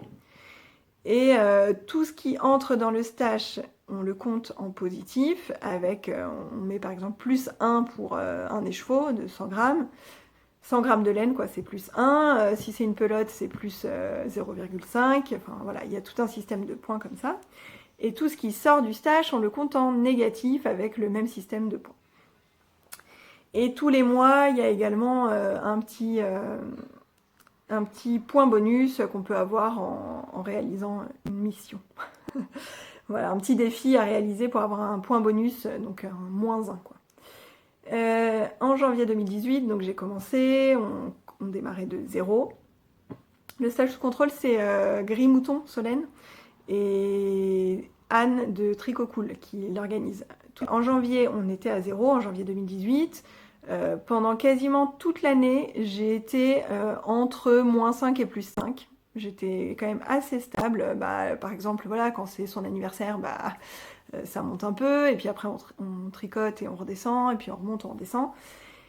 Et novembre et décembre, catastrophe, quoi. Catastrophe. Fin novembre, la grande mercerie LCSF, je vous avais montré, c'était voilà. Et décembre, Noël, les vœux, les nœuds, le calendrier, le swap, bon, trop de choses qui sont entrées, et donc j'ai fini à +32. Aïe. +32, et bon, en soi, c'est pas si grave, parce que tout ce que j'achète, quasiment, ça a des projets attitrés, je vais les faire, là, je vais pas trop acheter en 2019, j'espère, et je vais écouler un peu mon stock, donc c'est pas très grave. En revanche, en janvier, on avait pris une photo de notre stash, et fin décembre, on a repris une photo, et en fait, tout ce que j'avais de 2017, enfin pas tout, mais une grosse partie de ce que j'avais en 2017, notamment les pelotes de Drops ou de fil d'art, ou des pelotes que j'avais achetées chez Butinette en promo à 1 € la pelote quand j'ai commencé, en fait, ça reste là. Donc ça, c'est le problème. Et donc j'aimerais bien en 2019 m'en débarrasser. Alors m'en débarrasser, ça veut pas dire que je veux pas les tricoter, hein. En gros, c'est soit je les tricote, soit je leur trouve un projet et j'y vais, même si elles me tentent moins que certaines autres pelotes récentes ou les écheveaux récents que j'ai. Soit si je me rends compte au bout de 6 mois que c'est toujours là, je pense que je les revendrai ou je les donnerai. Mais voilà, je veux pas les voir sur ma photo de décembre 2019, quoi, c'est pas possible. Ça sert à rien, ça dort. Je suis sûre qu'il y a d'autres personnes qui pourraient s'en servir. Voilà. Deuxième cal annuel auquel je me suis inscrite, c'est le cal Mes 9 projets 2019, organisé par Eve de Bobine et Pelote. Et sur ce cal, je lui ai proposé mon aide. Alors ça reste son cal, c'est elle qui a eu cette idée, c'est en grande partie elle qui organise. Maintenant, voilà, c'est quand même un gros morceau, il y a beaucoup d'inscrites. Et voilà, si je peux lui donner un coup de main, je le ferai avec plaisir, notamment pour répondre aux questions sur le fil de discussion. Là, elle est en train de faire les tableaux de validation, je la laisse faire le début, et puis après, dès que ce sera fait, quand il faudra mettre à jour, tout ça, je l'aiderai, enfin voilà. Donc ce cal, l'idée c'est de tricoter 9 projets égoïstes, c'est-à-dire pour soi, et notamment des habits, enfin c'est pas notamment, c'est que des habits ou accessoires vestimentaires, mais en fait il faut quand même qu'il y ait sur les 9 projets 5 vêtements, pulls, gilets, éventuellement des tops d'été, des grosses vestes, des vêtements, et les 4 autres projets peuvent être des accessoires, donc châles, des cols, enfin, mais il faut un certain métrage. Voilà. Donc au niveau des habits, c'est 700 mètres le métrage minimum, et au niveau des accessoires, c'est 500 mètres. Et pour les personnes qui trouvent ça un petit peu trop contraignant, on autorise donc dans les accessoires une petite collection, c'est-à-dire si par exemple vous voulez faire des chaussettes ou des bonnets, des mitaines, donc des choses qui prennent pas 500 mètres habituellement, en fait vous pouvez faire plusieurs petits projets et les rassembler en une petite collection du moment que ça atteint 400 mètres. Voilà. Mais ça, on autorise une seule collection dans les accessoires. Et aussi un projet joker, éventuellement un projet qui ne serait pas pour vous, mais bon, s'il y a une bonne raison, pourquoi pas. Ou alors quelque chose que vous n'arrivez pas à déterminer à l'avance, parce qu'en fait l'idée c'est de se servir des patrons qu'on a déjà en stock et de programmer une liste des projets qu'on a envie de tricoter en 2019. Donc on doit, en fait, pour s'inscrire, il faut donner la liste de ce qu'on va faire. On ne peut pas se dire, tiens, je verrai au fil de l'eau, s'il y a un pull qui sort et qui me plaît, il comptera dans mes 9 projets. Non, c'est 9 projets programmés. Voilà. Après, il y aura des moments, il y aura des possibilités pour changer un projet 4 fois dans l'année. Ça sera avant chaque changement de saison. Il y aura 15 jours où on vous laissera changer un projet.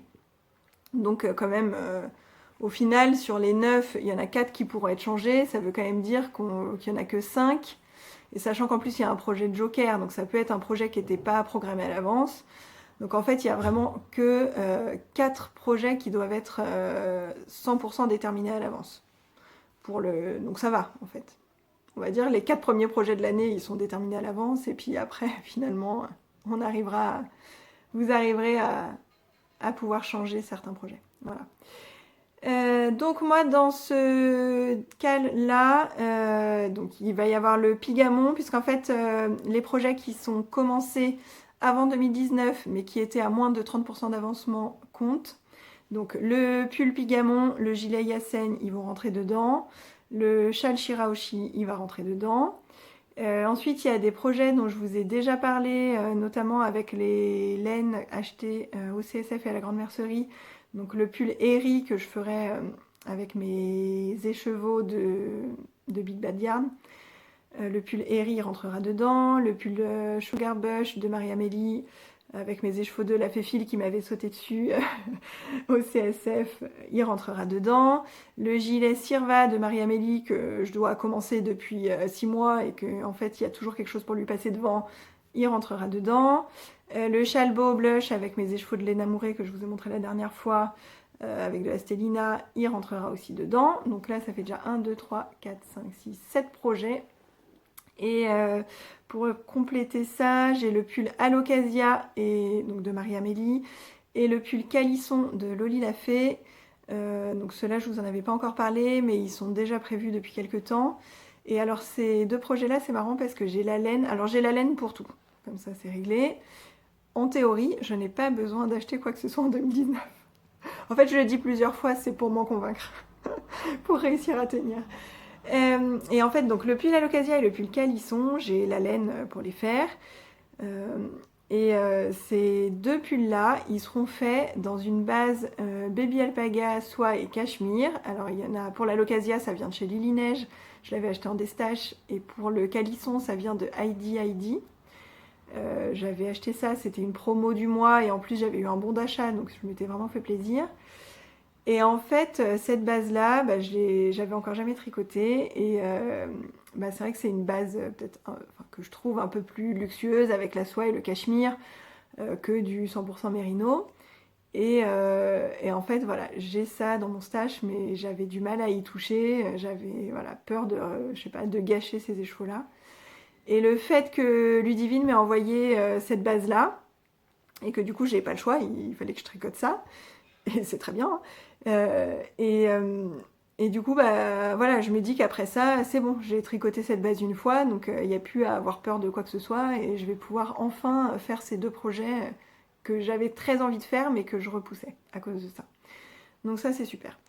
Voilà, donc ça, c'est mes 9 projets. J'espère réussir à m'y tenir. Après, j'ai d'autres projets prévus, donc s'il y en a certains que je fais pas, ils seront peut-être remplacés par d'autres projets prévus aussi.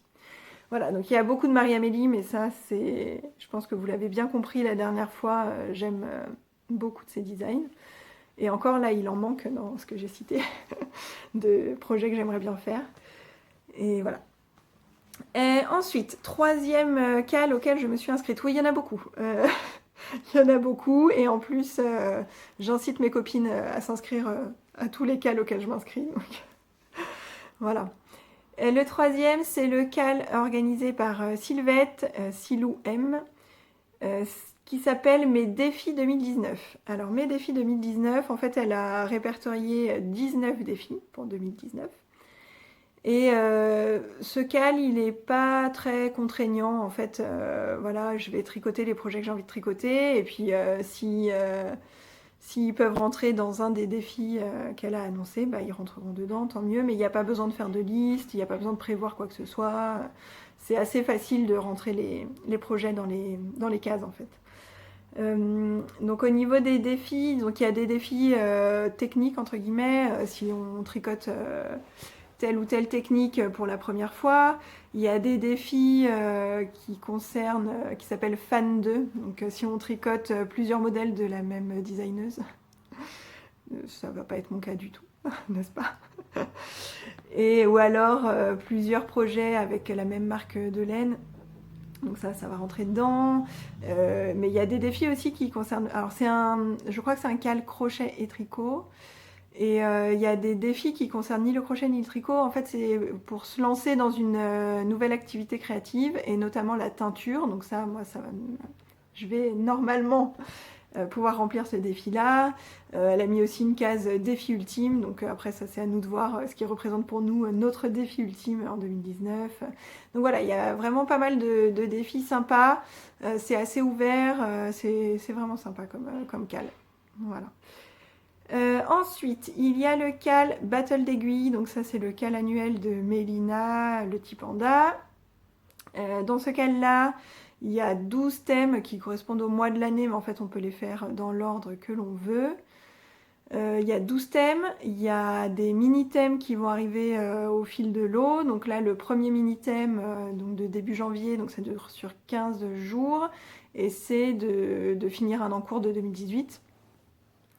Donc ça, c'est fait. Alors finir un encours au sens de Scal, ça peut aussi vouloir dire rentrer les fils, bloquer, poser des boutons, parce que en fait, pour ce cal-là, quand on prend en photo pour valider un projet, il faut vraiment qu'on voit le projet en entier, que le projet soit bloqué, aucun fil qui dépasse.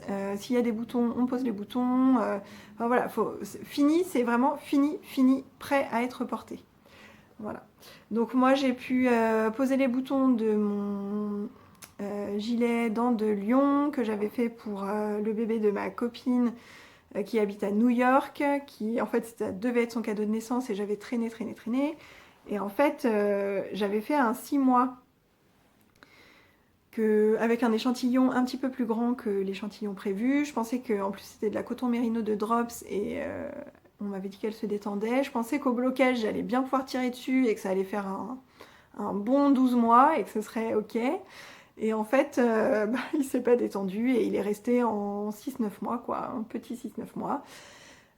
Du coup, comme sa fille va bientôt avoir 1 an, je ne vais pas lui envoyer ce gilet. Et c'est pas grave, il y a un autre bébé à gâter là qui vient de pointer le bout de son nez, donc ce sera pour cette petite fille-là, une petite Anna. Dont la sœur qui a maintenant 2 ans avait déjà eu un gilet dents de lion, et donc comme la mère avait adoré, je pense qu'elle l'adorera aussi pour sa deuxième. Voilà, et pour ma copine de New York, il faut que je lui refasse un autre. Du coup je vais faire du 18 mois maintenant, comme ça ce sera bon. Voilà, donc le premier mini thème, je l'ai déjà rempli, oui, parce qu'on en revient quand même à notre cal Battle d'aiguilles. Et alors ce cal cette année il s'appelle Battle d'aiguilles parce que la nouveauté, c'est que Mélina a mis en place un système de battle, donc qui se passe par équipe. Donc il y a 4 battles qui vont durer tout au long de l'année. Donc les battles, c'est pull contre gilet, rayure contre jacquard, chaussettes contre châle et torsade contre dentelle. Et en fait, dans ces 4 battles, on choisit son équipe. Alors celles qui se sont inscrites plus tard, je pense que les inscriptions sont toujours en cours, n'auront pas forcément le choix de l'équipe. Mais moi je me suis inscrite dès le début, donc j'avais le choix des équipes. On choisit son équipe, donc par exemple pull contre gilet, moi j'ai choisi l'équipe pull. Et dans l'année, en fait, je pourrais rentrer dans cette battle 3 pulls. Et en fonction de la taille et de la complexité du pull, il me rapportera, et il rapportera à l'équipe surtout, un certain nombre de points. Il y a niveau 1, niveau 2, niveau 3, niveau 4, et les points j'ai pas retenu. Niveau 4, là on parle vraiment d'un pull soit très complexe, soit grand, très grand, quoi. Un pull, j'en sais rien, en XXL pour un homme, ça va rentrer dedans, quoi. Voilà, alors après moi les niveaux, je vais pas forcément m'en préoccuper. J'ai pas envie de faire des projets exprès pour réussir à remplir un thème ou pour réussir à atteindre un certain niveau dans une battle. J'ai envie de tricoter ce que j'ai prévu, me laisser porter par ce qui sortira en 2019 aussi, et d'essayer de faire rentrer mes projets dans les thèmes et dans les battles. Voilà. Et donc moi j'ai choisi donc pull. Entre rayures et jacquard, j'ai choisi rayures, mais je me demande bien pourquoi, mais bon, c'est pas grave, rayures. Je trouverai des projets avec des rayures. Chaussettes contre châle, j'ai choisi chaussettes. Je vous dirai pourquoi après. Et torsade contre dentelle, j'ai choisi torsade. Voilà. Dans les 12 thèmes normaux du cal, il y en a que je trouve assez difficiles. J'ai du mal à voir ce que je vais pouvoir mettre dedans, donc peut-être que je réussirai pas à remplir les 12 thèmes, mais c'est pas grave, je me mets pas trop de pression non plus. Il y a un thème qui s'appelle patchwork ou color block, et là typiquement, moi, là je sèche. Parce que patchwork, j'ai pas envie de faire une couverture, je porterai pas un vêtement style patchwork, et color block, je trouve ça difficile aussi, enfin je me vois pas porter. Donc peut-être pour un pull enfant éventuellement en color block, ça peut le faire, je verrai, je trouverai bien. Voilà, 5e cal auquel je me suis inscrite, c'est le cal Jacquard 2019. C'est organisé par les filles du vendredi sur son groupe Ravelry. Ce cal-là, c'est pas très contraignant, il faut juste faire du jacquard voilà, pendant l'année. On fait le nombre de projets qu'on veut, on inscrit les projets qu'on fait en jacquard tout au long de l'année. Donc moi, il y a le pull Sugar Bush que je ferai, c'est sûr. Et après, il y a d'autres jacquards qui me font de l'œil. Je vous parlais tout à l'heure de peut-être faire le Lighthouse pour l'hiver prochain. Voilà, après j'ai des bonnets aussi que j'aimerais bien faire. Donc bon, à voir. Et enfin, dernier cal auquel je me suis inscrite pour l'année 2019, c'est le cal Crazy Socks, organisé par Cookie la Guerrière sur son groupe Ravelry également. Donc c'est pour ça que je vous parlais des chaussettes tout à l'heure dans la battle chaussettes contre châle. J'ai choisi chaussettes parce que j'ai de la laine à chaussettes dans mon stash. J'ai envie de faire des chaussettes et je n'en ai fait qu'une paire en 2018. Alors que j'étais inscrite au cal semainier de la chaussette. Donc l'idée c'était quand même de faire 7 paires sur l'année 2018. J'en ai fait une. Et comme il y avait des catégories selon le design de la chaussette, torsade, dentelle, rayure, je ne sais plus quoi. Et en fait, comme c'était ma toute première paire et que j'ai fait une paire toute simple, pas dans une laine autorayante, rien de particulier, j'ai même pas pu la rentrer dans un thème du cal. Donc voilà, échec total sur ce cal en 2018. Et donc là, le cal Crazy Socks, l'idée c'est de faire 4 paires de chaussettes sur l'année. Ça me paraît plus réaliste que les 7 du semainier. 4 paires, sachant que dans mon stash, j'ai de quoi faire 4 paires déjà. J'ai même pas besoin d'en acheter. Je n'ai rien besoin d'acheter en 2019. Oui, ça va rentrer au fur et à mesure. Voilà. J'ai de la Mondim de Rosa Pomar. J'ai les chaussettes Graou. Là, les chaussettes qui font le motif léopard toutes seules. Je les ai dans 2 coloris. J'ai des restes de vilaines chaussettes que je voudrais bien utiliser pour faire des chaussettes. J'ai aussi une laine autorayante que j'avais échangée contre des pelotes de coton l'année dernière. Enfin, j'ai de quoi faire des chaussettes. 4 paires. Voilà. Donc il n'y a plus qu'à. Du coup, c'est quand même possible que je monte une paire de chaussettes incessamment sous peu, parce que je me dis que si j'attends trop pour en monter une, ça va faire comme en 2018 avec le semainier. Si j'en ai pas en encours, comment je vais tricoter mes 4 paires? Je vais pas attendre les 4 derniers mois de l'année. Donc je me dis quand même, peut-être si je dois monter, enfin voilà, si l'envie de castanner me prend, ce sera pour monter une paire de chaussettes. Ou un bonnet. Je ne sais pas. Voilà. Ça, c'était pour les cales et c'est fini pour la partie tricot. Donc, Celles qui ne sont pas intéressées par la couture, je vais vous dire au revoir tout de suite. Merci d'avoir suivi cet épisode. Et pour les autres, j'attaque la partie couture qui sera pas très longue, ce sera une petite partie couture. A tout de suite.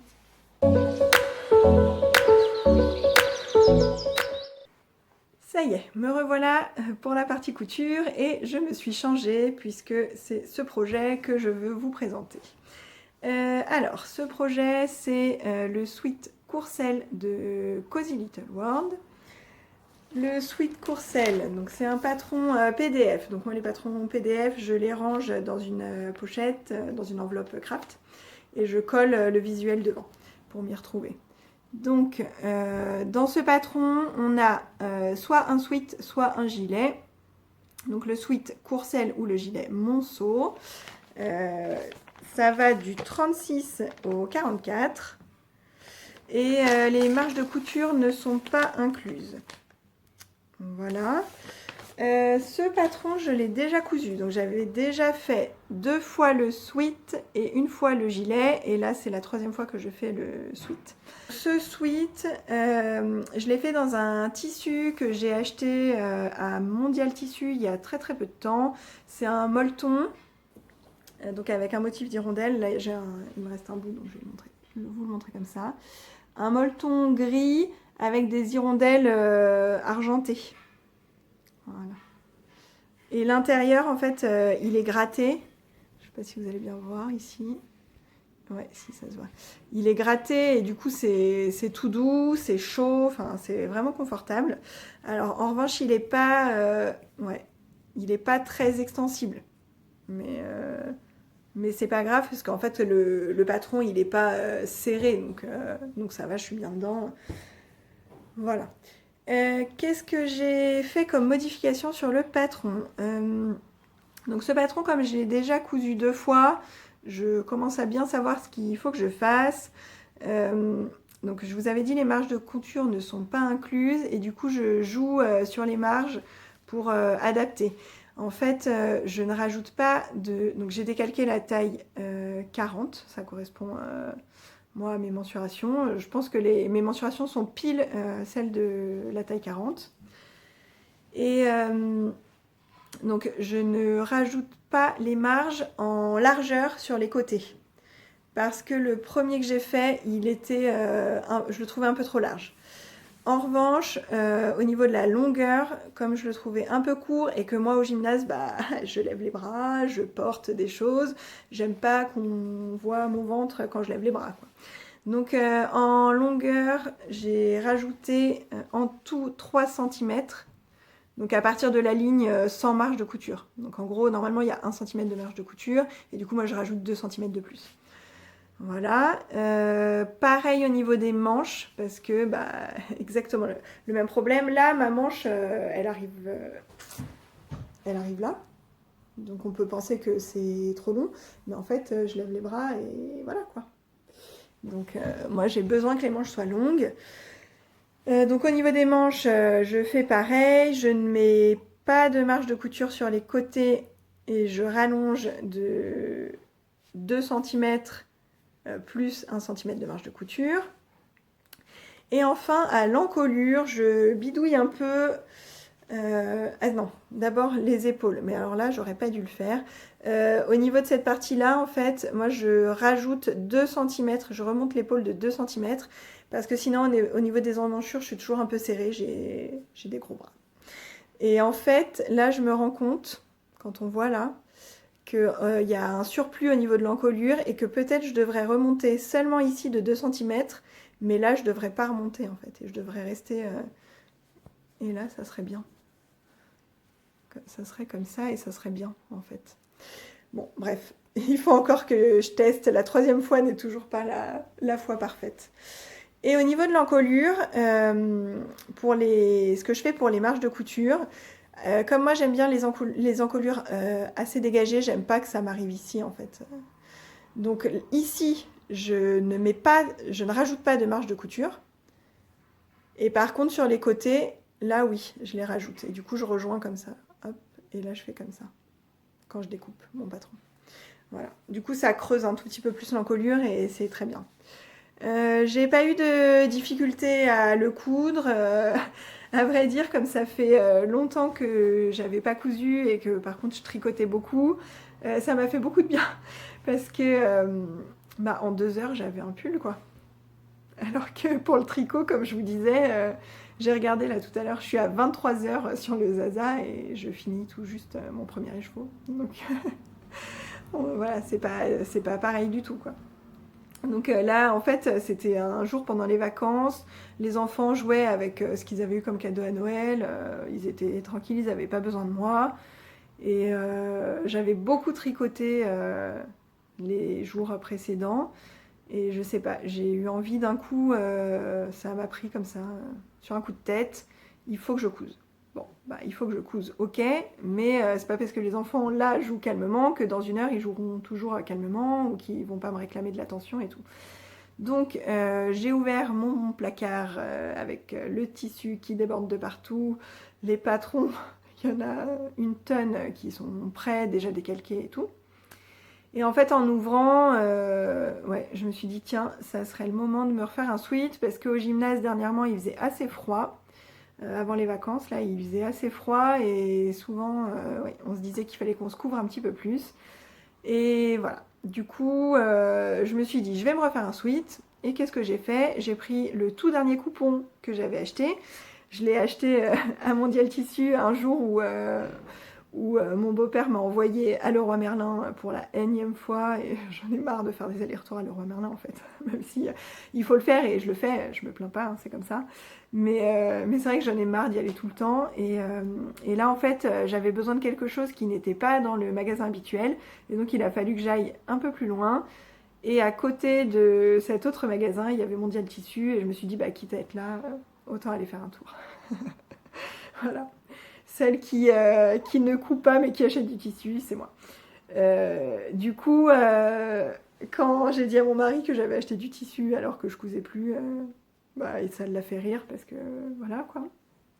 Et du coup là c'était pour lui montrer que si j'avais acheté quelque chose mais en fait je l'ai tout de suite cousu. Sauf que dans la précipitation je l'ai tout de suite cousu mais je l'avais pas lavé. Donc